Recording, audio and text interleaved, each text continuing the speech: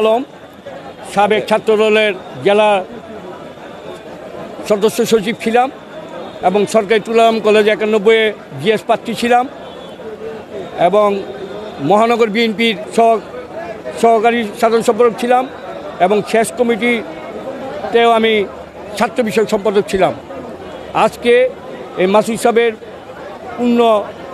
ঈদ পুণ্যমিলনীতে আসতে পেরে আমাকে দাওয়াতে আসতে পেরে আমি নিজেকে ধন্য মনে করছি, কারণ উনি একজন সাদা মনের মানুষ।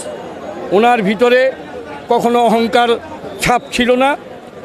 তিনি সবসময় নারায়ণগঞ্জের সাধারণ মানুষের সেবায় নিয়োজিত ছিলেন। অনেকে বলেন তিনি বিএনপি করেন না, কিন্তু অনেকে জানেন না ইতিহাস 35 বছর হয়ে গেছে আমার রাজনৈতিক জীবনে এই ওয়ার্ডের যুবদলের সভাপতি ছিলেন এবং বিএনপির অনেক নেতাকর্মী তার কাছ থেকে বিভিন্ন সহযোগিতা পেয়েছেন এবং তার যে সহযোগিতা তিনি গোপনে করে গেছেন। তিনি দলকে অত্যন্ত ভালোবাসেন, শুধু তিনি না, তার পুরো পরিবার বিএনপির সাথে জড়িত ছিল